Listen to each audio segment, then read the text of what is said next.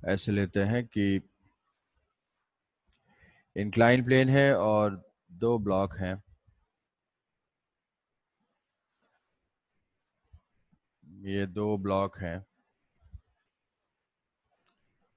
M1 and M2, ये angle theta है। तो कोफिशिएंट ऑफ फ्रिक्शन है यहाँ पे, इसका कोफिशिएंट ऑफ फ्रिक्शन μ1 है, between plane and block μ1 and between M2 and plane वो है μ2। μ1 μ2 सेम भी हो सकते हैं, डिफरेंट भी हो सकते हैं।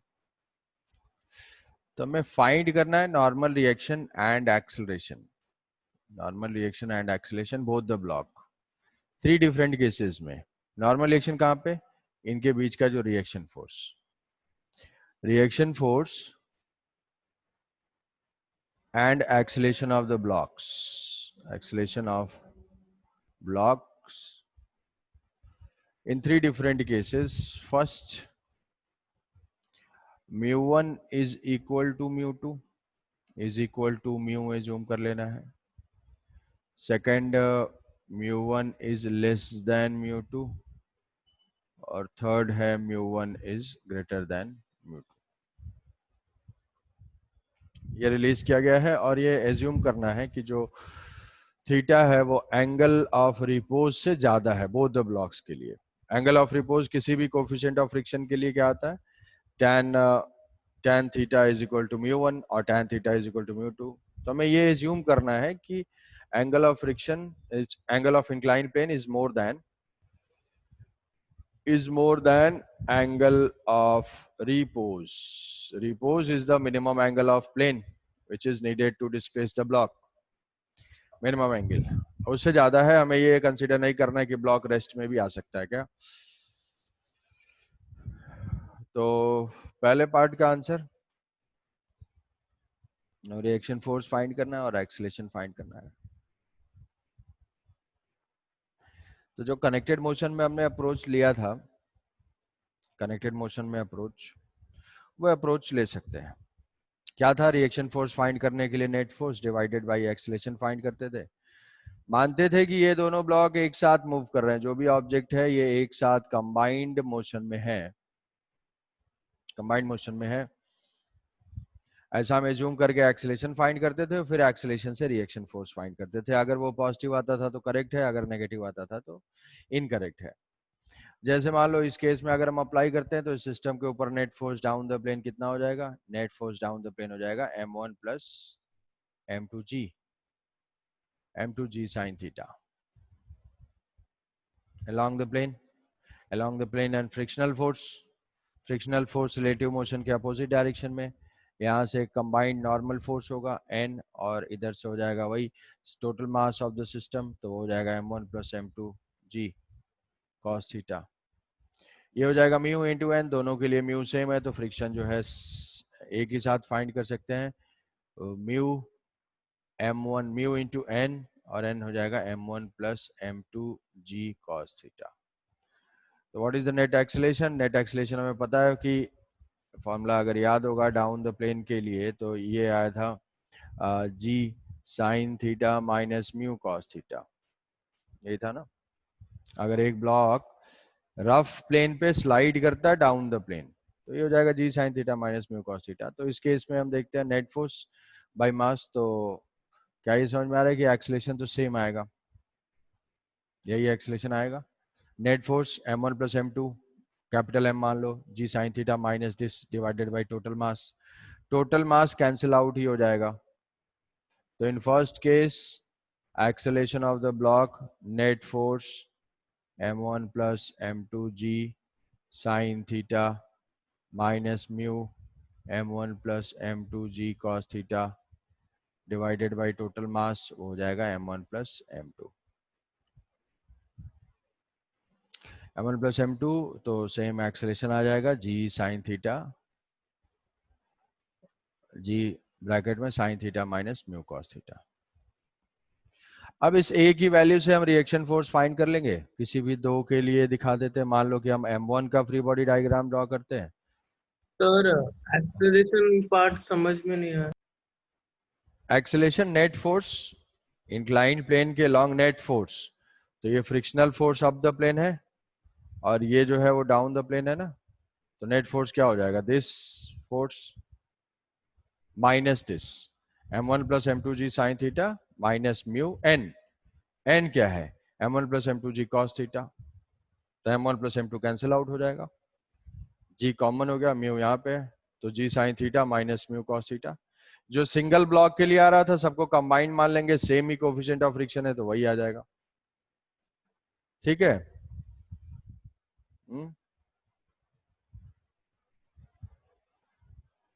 समझ पाए?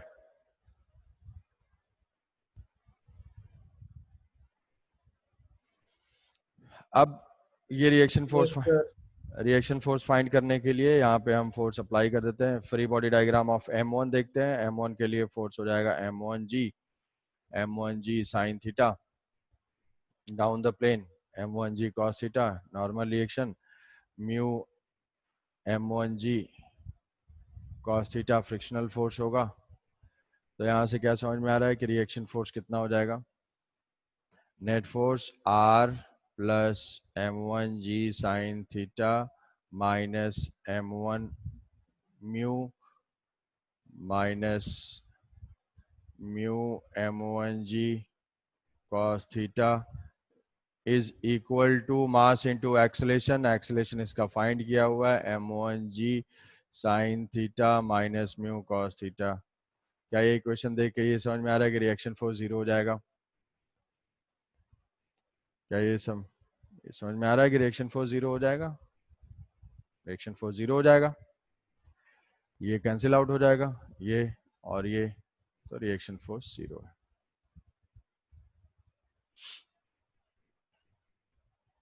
मतलब जो ब्लॉक है वो उसको पुश नहीं कर रहा है, जो ब्लॉक है दोनों इंक्लाइन प्लेन के लॉन्ग अगर स्लाइड कर रहे हैं तो दोनों को, अगर इसको हम ऐसे सोच सकते हैं कि दोनों के लिए अगर कोफिशिएंट ऑफ फ्रिक्शन सेम है, दोनों के लिए कोफिशिएंट ऑफ फ्रिक्शन सेम है, दोनों सेम ही एक्सेलेरेशन से आ रहे हैं, तो दोनों आपस में कांटेक्ट में नहीं आएंगे।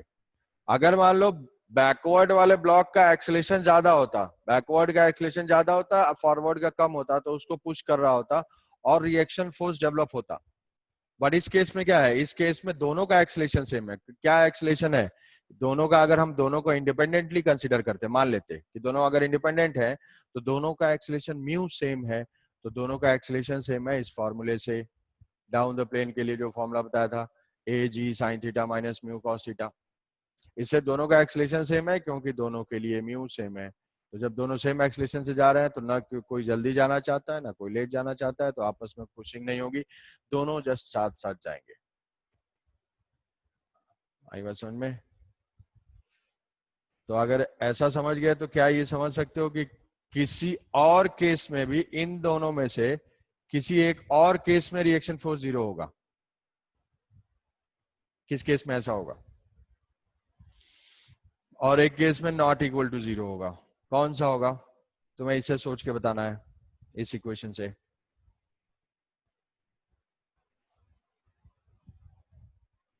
एक किसी और केस में एक्सलेन रिएक्शन फोर्स जीरो होगा, मतलब दोनों ब्लॉक एक दूसरे को पुश नहीं करेंगे। कौन से केस में होगा भाई?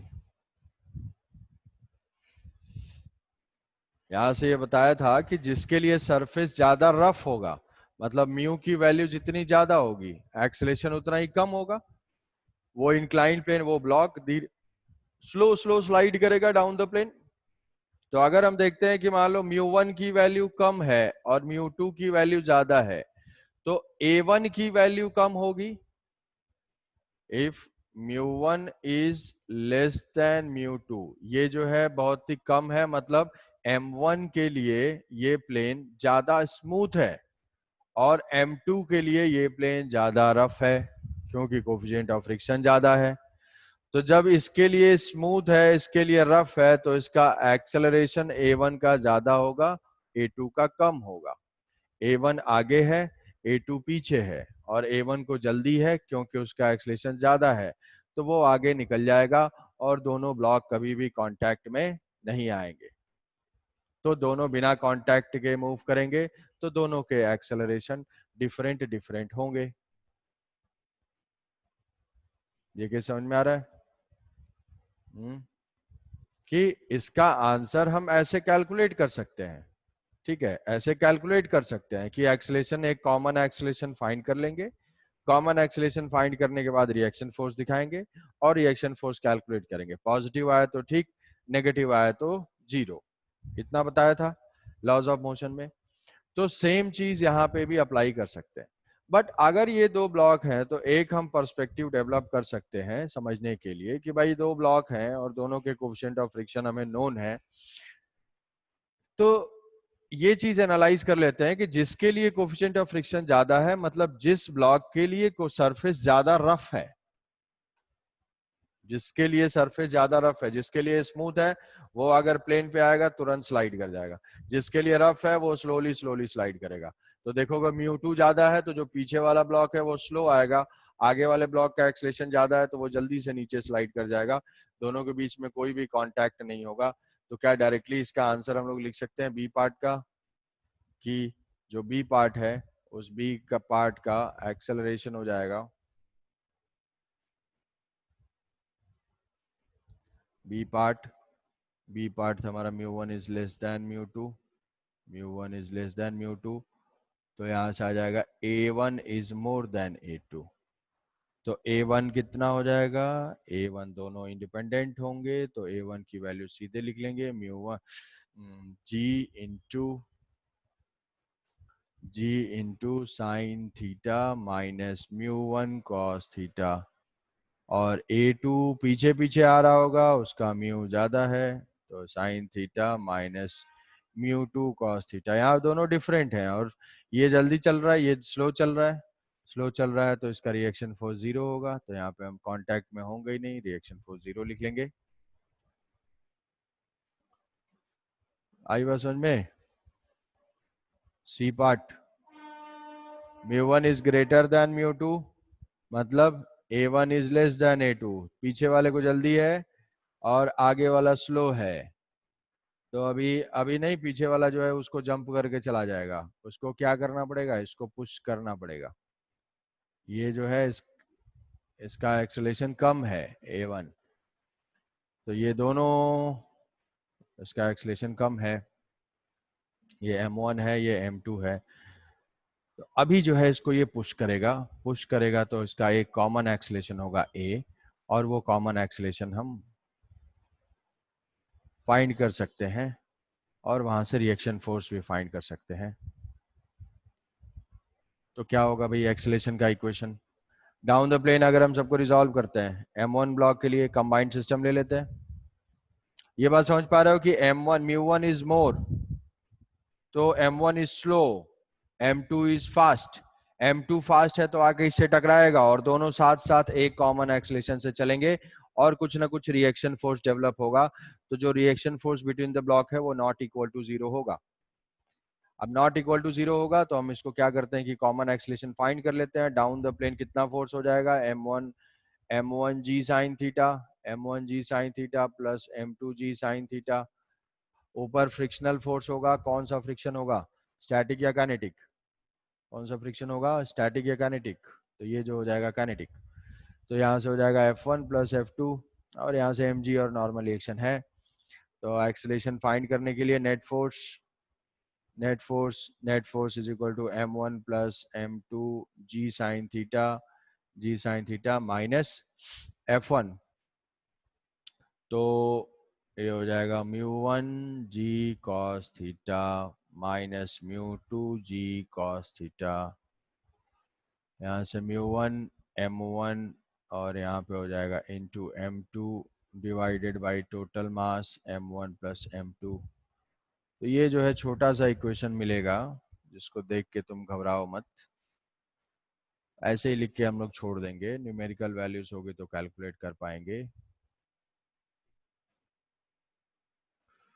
M1 μ1 g cos theta minus M2 μ2 g cos theta divided by, चाहे तो इसको ब्रैकेट में कर सकते हैं, this divided by M1 plus M2, और इसको पुट करके फिर हम रिएक्शन फोर्स कैलकुलेट कर सकते हैं। बेसिक डिफरेंस समझ पाए इसमें? क्वेश्चन का जो कॉन्सेप्ट है कि डबल ब्लॉक अगर इंक्लाइन प्लेन पे होंगे तो कभी ऐसा भी हो सकता है कि रिएक्शन फोर्स डेवलप ना हो और कभी हो, तो डेवलप होगा तो हम इसको फाइंड कर सकते हैं। इसमें किसी कोई डाउट?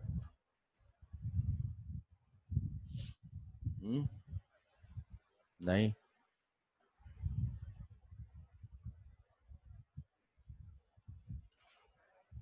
हम्म,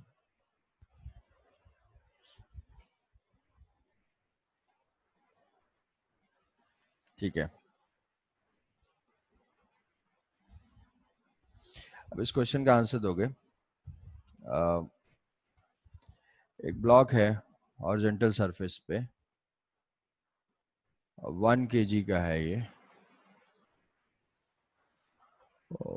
1 kg का है या 2 kg का है? 2 kg का है। कोफिशिएंट ऑफ फ्रिक्शन है म्यू इज इक्वल टू 0.5 और इस पे फोर्स एक्ट कर रहा है इसमें। ये देखो, ये जो हॉरिजॉन्टल प्लेन है वो एक्स जेड प्लेन है, X Z plane is the horizontal plane, और ये है Y, Y X Z plane is the horizontal plane. ऐसा है, ब्लॉक यहाँ पे ऐसे प्लेस्ड है, इसके ऊपर फोर्स एक्ट कर रहा है, F is equal to F is equal to 10 I cap plus 10 K cap. Find direction of frictional force, direction of frictional force and acceleration of block.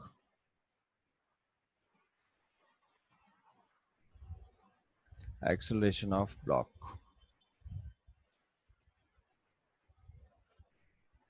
तो भाई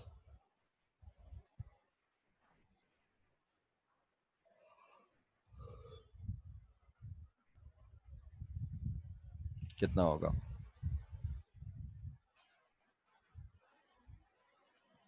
हम्म, 10 I cap and 10 K cap, ये जो है हमारा horizontal plane है। कोई भी answer? क्या ये सोच पा रहे हो एक्सेलरेशन 0 होगा या नहीं?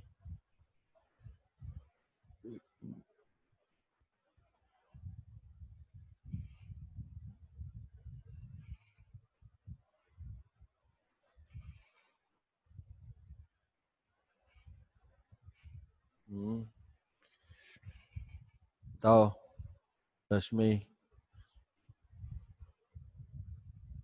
देखो, तो इस क्वेश्चन में ये पॉइंट है कि अगर मल्टीपल फोर्सेस एक्ट कर रहा है, जैसे यहाँ पे फोर्स है, अगर हम इसको टॉप से देखते हैं, इसी ब्लॉक को अगर कोई ऐसे टॉप से देखता है, ऊपर से देखेगा तो इसको दिखाई देगा कि ये mg तो डाउनवर्ड डायरेक्शन में है। इस सरफेस की लिमिटिंग वैल्यू क्या है? Limiting friction mu into N, N है 20 तो म्यू है 0.5 इंटू एन है 20 तो ये हो जाएगा 10 न्यूटन। 10 न्यूटन है लिमिटिंग, 10 न्यूटन है लिमिटिंग। अब यहां से टॉप से अगर देखते हैं तो टॉप से फोर्स एक्ट कर रहा है ऐसे, है ना, ये है ब्लॉक, ये 10 एक फोर्स का कंपोनेंट 10 इधर है और दूसरे फोर्स का कंपोनेंट 10 इधर है।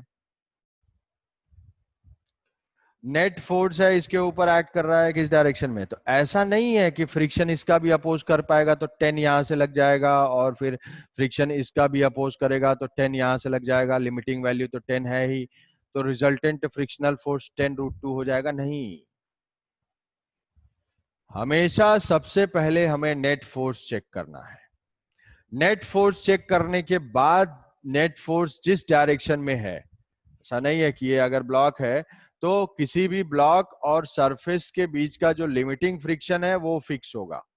अब यहां से हम फोर्स अप्लाई करें, इधर से फोर्स अप्लाई करें, एंगल पे फोर्स अप्लाई करें, हमेशा फ्रिक्शनल फोर्स रिलेटिव मोशन और टेंडेंसी ऑफ रिलेटिव मोशन के अपोजिट डायरेक्शन में एक्ट करेगी।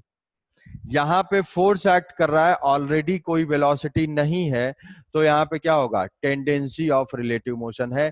किस डायरेक्शन में? क्या ये समझ में आ रहा है कि 45 डिग्री पे है इसकी टेंडेंसी, ये फोर्स एक्ट कर रहा है और इसकी टेंडेंसी है 10√2 से 45 डिग्री पे, 10√2 न्यूटन। तो फ्रिक्शन क्या करेगा, फ्रिक्शन इसका अपोज करेगा। अपोज करने के लिए वो चाहेगा कि रिलेटिव मोशन ना हो, तो रिलेटिव मोशन को रोकने के लिए फोर्स कितना होना चाहिए, इसके अपोजिट डायरेक्शन में ऐसे। तो अब देखेंगे नेट फोर्स के बाद हम लिमिटिंग डिसाइड करेंगे। लिमिटिंग वेरी नहीं कर सकता भाई, लिमिटिंग 10 न्यूटन है, 10 न्यूटन ही रहेगा। तो यहाँ पे मैक्सिमम एक्ट करेगा 10 न्यूटन और ये ब्लॉक डिस्प्लेस हो जाएगा। चाहो तो इसका डायरेक्शन भी फ्रिक्शन का बता सकते हो, एक्स एक्सिस से ये हो जाएगा 45 डिग्री, जो डायरेक्शन होगी उसके अपोजिट डायरेक्शन में। ठीक है, यहाँ पे फ्रिक्शनल फोर्स एक्ट करने लगेगा kinetic, kinetic coefficient of kinetic friction दिया हुआ नहीं है, तो एक्सीलरेशन हो जाएगा net force, net force 10√2 minus 10 divided by mass, mass is equal to 2। तो ये आंसर आ जाएगा 5, 10/2√2 माइनस 1, तो ये हो जाएगा 5, 1.4, तो 0.4 मतलब अप्रोक्सीमेटली जो है 2 मीटर पर second square at an angle of 45 degree with X axis. ये बात समझ में आई? इसमें कॉन्सेप्ट ये है कि अगर मल्टीपल फोर्सेस एक्ट करेंगे, मल्टीपल फोर्सेस एक्ट कर रहे हैं, तो हम नेट फोर्स की डायरेक्शन देखेंगे, उसके अपोजिट डायरेक्शन में एक्ट करेगा। ठीक है, सर फ्रिक्शनल फोर्स कितना होगा, 10 Newton? Frictional force 10 Newton, frictional force 10 Newton. Limiting friction की जो वैल्यू है उससे ज्यादा चेंज नहीं होगा कभी भी। किस डायरेक्शन में एक्ट करेगा, नेट फोर्स के अपोजिट डायरेक्शन में। या हम बोल सकते हैं कि रिलेटिव मोशन और टेंडेंसी ऑफ रिलेटिव मोशन के अपोजिट डायरेक्शन में रहेगा। जैसे मान लो एक क्वेश्चन ऐसे पूछ दूं कि इस मोमेंट पे, किसी मोमेंट पे, ये बात समझ में आ गई, ये हो गया, ये क्लियर हुआ कि ऐसा नहीं सोचना है कि एक एक कंपोनेंट को फ्रिक्शन नहीं बैलेंस करेगा, कि 10 को भी बैलेंस कर दिया सर, लिमिटिंग तो 10 है तो इसको भी बैलेंस कर दिया, इसको भी बैलेंस कर दिया, तो उसका एक्सीलरेशन 0 हो जाएगा। नहीं, नेट फोर्स जो है, नेट फोर्स को बैलेंस करना है उसको, और कभी भी लिमिटिंग से ज्यादा नहीं होगा। जैसे मान लो सीधे सीधे तुमसे ये पूछा जाए कि ये हॉरिजॉन्टल सरफेस है और हॉरिजॉन्टल सरफेस में इस ब्लॉक के पास है 2 मीटर पर सेकेंड वेलोसिटी, और इसके ऊपर फोर्स एक्ट कर रहा है F is equal to 2 newton, surface है rough, mu is equal to 0.2, और ये है 5 kg का ब्लॉक। फ्रिक्शन फोर्स का मैग्नीट्यूड और डायरेक्शन कितना होगा? फ्रिक्शन फोर्स का मैग्नीट्यूड और डायरेक्शन कितना होगा, बताओ रश्मि, बताओ। फ्रिक्शन फोर्स किस डायरेक्शन में होगा, पॉजिटिव एक्स एक्सिस में, नेगेटिव एक्स एक्सिस में?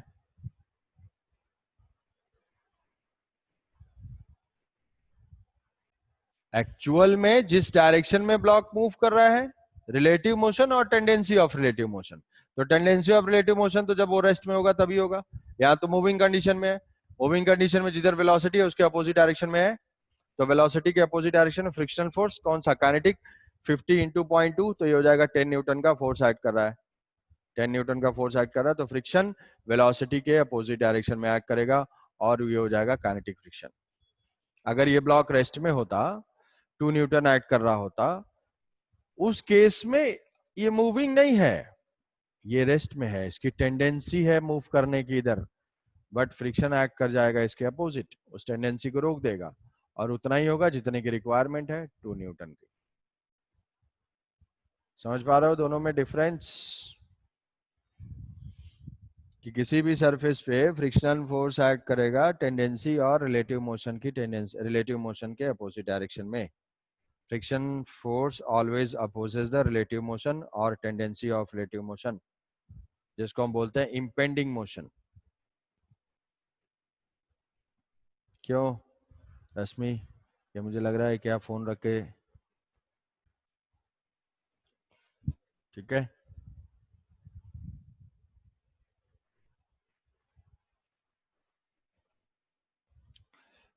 और मिनिमम फोर्स तो हमने फाइंड कर ही लिया था, minimum force.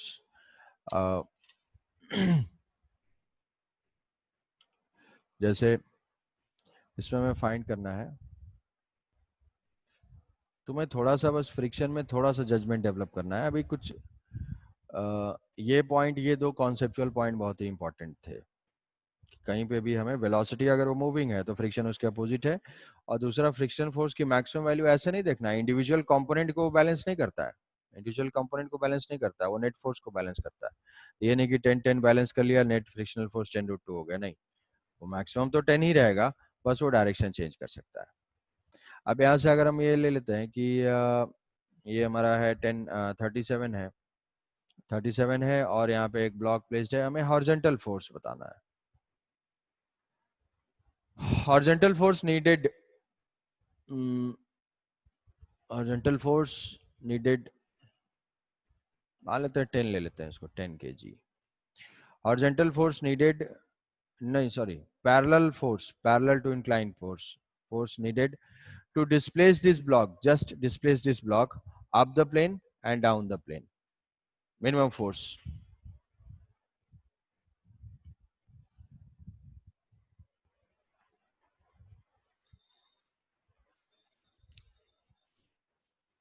Sir question repeat करेंगे? minimum force needed to displace the block, first case में down the plane force ऐसे, ये डाउन द प्लेन के लिए मतलब यहाँ से हमें फोर्स कैसे अप्लाई करें, ये नहीं है F1, ये है A बिट और ये है B bit.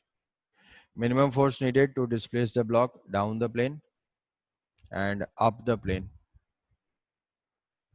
Coefficient of friction हम यहाँ से ले लेते हैं 0.5।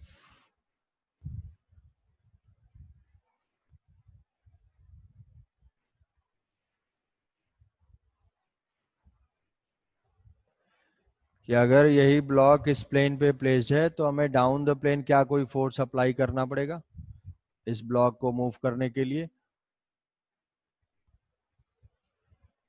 F1 वो बताना है, और अप द प्लेन मूव करने के लिए तो कुछ ना कुछ फोर्स अप्लाई करना ही पड़ेगा, वो भी बताना है। तुम्हें सोच के बताना है यार जल्दी से, फर्स्ट केस में तो बता ही सकते हो। नीचे उसको धक्का देने के लिए कितना फोर्स चाहिए मिनिमम, ऊपर पुश करने के लिए कितना फोर्स चाहिए मिनिमम।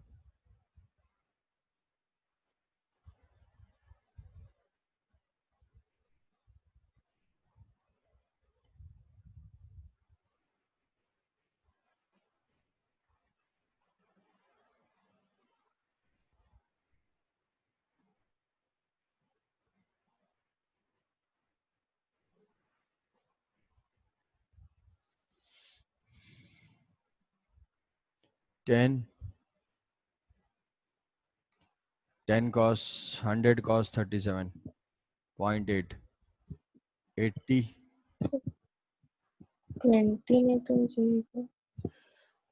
हाँ, ये 37, ये है हमारा नॉर्मल। तो मैक्सिमम लिमिटिंग फ्रिक्शन पहले फाइंड कर देंगे, लिमिटिंग कितना है, F limiting is equal to mu into N, 0.5 इंटू एन 80, तो ये हो जाएगा 40 न्यूटन। तो 40 न्यूटन है, और अब ये 40 न्यूटन वेरिएबल है, वेरिएबल इन द सेंस ये अपनी डायरेक्शन भी चेंज कर सकता है, मैग्नीट्यूड भी चेंज कर सकता है। मतलब क्या हुआ कि ये उतना ही ऐड करेगा जितने की रिक्वायरमेंट है। अगर ये ब्लॉक की टेंडेंसी डाउन द प्लेन जाने की होगी तो frictional force up the plane act करेगा, अगर इस ब्लॉक की टेंडेंसी अप द प्लेन जाने की होगी तो friction down the plane act करेगा, टेंडेंसी के अपोजिट। तो यहाँ हमें क्या है, इधर से फोर्स अप्लाई करना है, जस्ट इसको पुश करना है F1। तो कितने मिनिमम फोर्स की रिक्वायरमेंट है भाई, फ्रिक्शनल फोर्स मैक्सिमम रोक सकता है 40 का, और चाहिए ये 60, तो ये तो 40 इधर एक्ट करेगा, अपने आप ही वो डिस्प्लेस हो जाएगा down the sir plane. 0.5 into 80 कैसे हुआ? सर वो 80 कैसे हुआ? म्यू इंटू एन ना, ये एन, हाँ ये क्या, सर। एम जी है 100 कॉस 37.8, तो ये हो जाएगा 80, एन हो गया 80 और ये हो गया 60। मैक्सिमम स्टैटिक फ्रिक्शन है 40, ब्लॉक में एम जी एक्ट कर रहा है 60 का, तो ये क्या होगा, ये ब्लॉक अपने आप डिस्प्लेस हो जाएगा डाउन द प्लेन, हमें कुछ भी फोर्स नहीं देना होगा, ये अपने आप ही डिस्प्लेस हो जाएगा ना, नीचे हमें पुश नहीं करना होगा। समझ पा रहे हो? Yes sir. अगर अगर यही जो है म्यू की वैल्यू डिफरेंट होती, म्यू म्यू की वैल्यू कुछ ज्यादा होती, मान लेते हम 0.8 ले लेते, म्यू की वैल्यू 0.8 ले लेते, तो लिमिटिंग जो है वो हो जाता 64। तो 64 अभी एम की वजह से 60 है डाउन, अब द प्लेन ये अप्लाई कर सकता है फोर्स 64, तो इसको ओवरकम करने के लिए मिनिमम कितना फोर्स चाहिए होता, 4 न्यूटन हमें अप्लाई करना पड़ता, बट इस केस में अपने आप डिस्प्लेस हो जाएगा F1 की वैल्यू 0। सेकेंड केस में क्या होगा, सेकेंड केस में हमें अप द प्लेन डिस्प्लेस करना है, अप द प्लेन जब इसकी टेंडेंसी आएगी तो ये तो एम तो एक्ट कर ही रहा है 60, और साथ ही साथ फ्रिक्शन भी अपनी डायरेक्शन चेंज कर लेगा, फ्रिक्शन अपनी डायरेक्शन चेंज कर लेगा 40, तो अभी कितना फोर्स चाहिए देना होगा अप द प्लेन के लिए, 100 न्यूटन, समझ पा रहे हो? Up the plane F is equal to F1 0, down the plane के लिए 0, up the plane F2 is equal to 100 Newton. Minimum force needed to displace the block horizontally या along the plane. समझे? तो मैं बस इतना ये पॉइंट से समझा रहा हूं कि केयरफुल रहना है कि टेंडेंसी यस किधर है, उससे फ्रिक्शन अपनी डायरेक्शन चेंज कर लेता है, डाउन जाएगा तो फ्रिक्शन अप, ब्लॉक अप जाएगा तो फ्रिक्शन डाउन, तो हमें सबसे लास्ट में फ्रिक्शन को देखना है। सारे फोर्सेस अगर तुम्हें डिसाइड करना है तो सारे फोर्सेस की वजह से पहले टेंडेंसी देख लोगे, उसके बाद फ्रिक्शन को अप्लाई करोगे। यहाँ पे हमें बताना ही है कि डाउन द प्लेन है तो फ्रिक्शन अप द प्लेन है, इधर अप द प्लेन बताना है तो फ्रिक्शन डाउन द प्लेन है, उसके बाद हम आंसर करेंगे। अगर मान लो बहुत सारे मल्टीपल फोर्सेस एक्ट कर रहे हैं तो हमेशा फ्रिक्शन को सबसे लास्ट में हम डिसाइड करते हैं, कितना एक्ट करेगा, किधर एक्ट करेगा, स्टैटिक होगा, काइनेटिक होगा, लिमिटिंग होगा, उससे कम होगा, ये सारी कुछ पॉइंट्स। ठीक है।